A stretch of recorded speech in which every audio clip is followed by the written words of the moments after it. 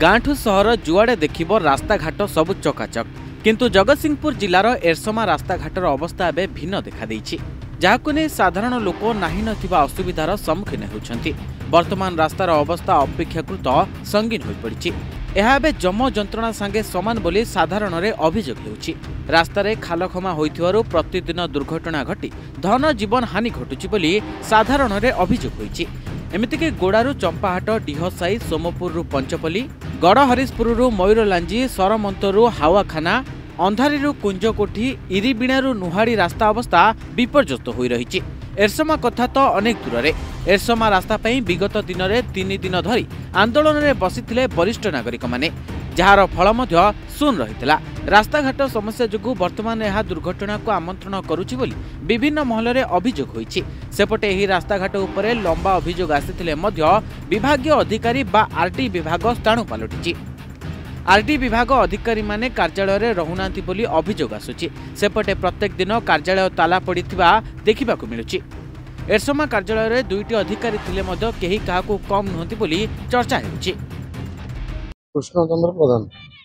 लक्ष्मी बस बंद है। साधारण जो छुआ जाऊे स्कूल को शिशु मंदिर आमर से गाड़ी गुड़ा सब बंद है।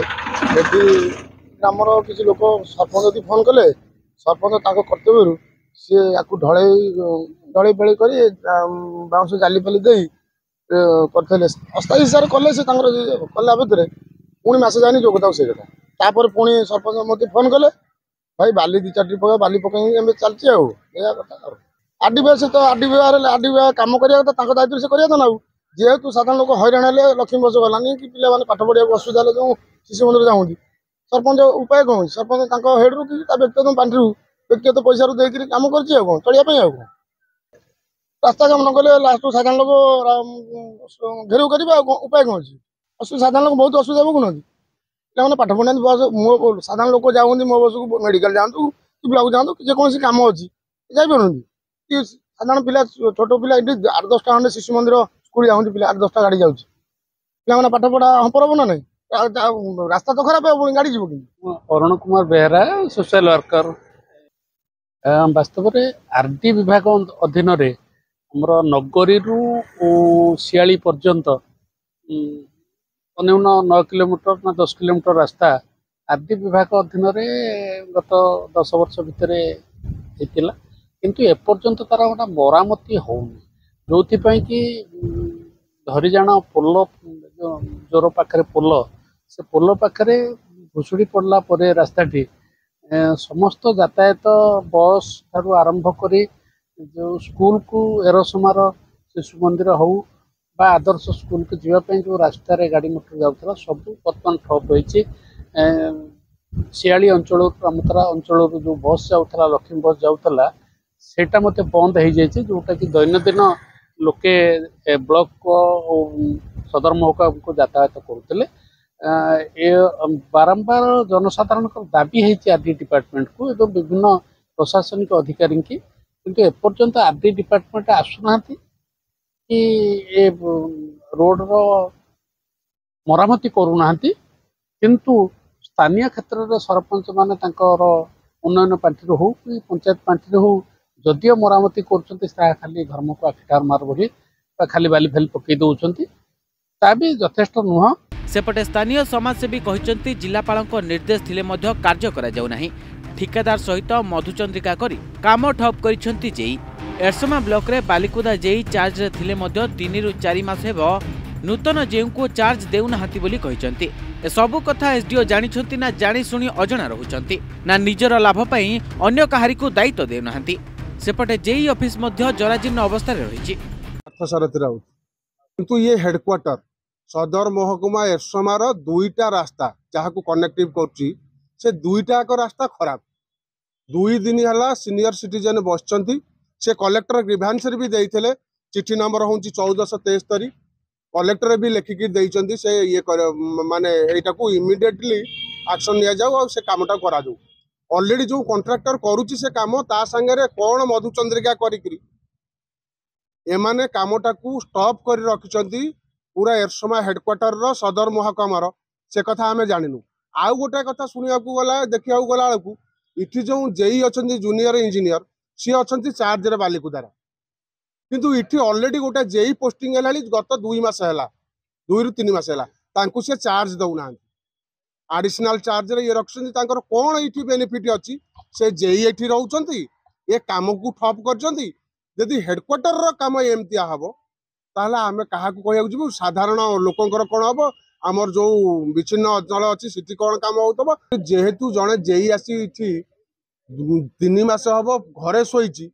अथच सरकार तांको दरमा दउଛନ୍ତି आउ जने जेई बालिकुदार आसी इठी चार्ज रे अछंती आर माने कौन आपण माने बुझिले कहले टोटाल तदारखर अभाव कॉन्ट्रैक्टर जदि काम करनी ताकू चिट्ठी दबा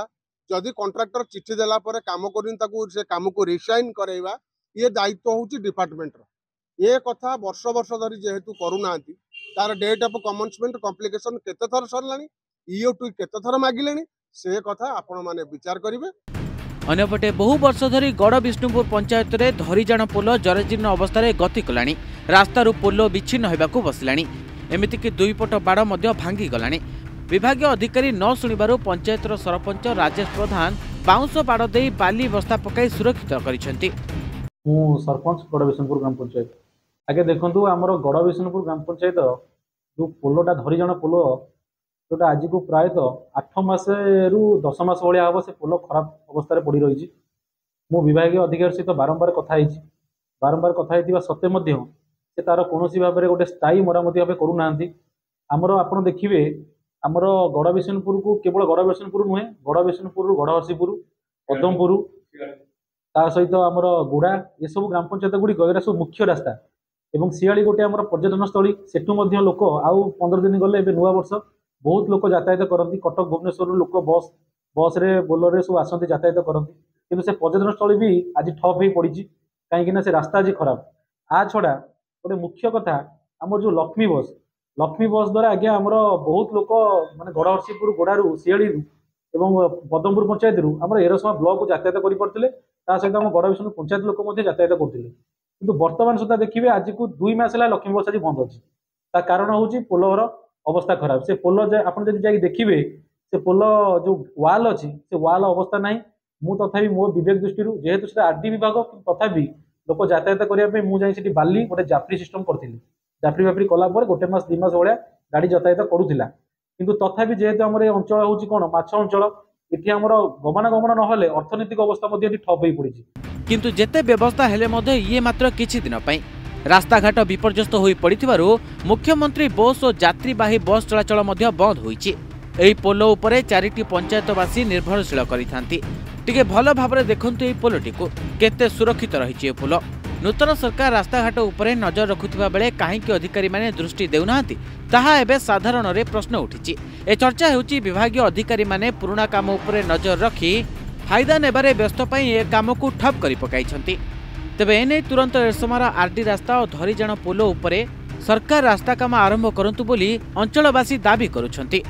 तेबे अंचलवासी दाबी परे एबे केबे सुधरिबो एरसमार रास्ता ताहा देखिबाको अपेक्षा। एरसमारू परशुराम मंत्री रिपोर्ट रिपोर्टर्स टुडे।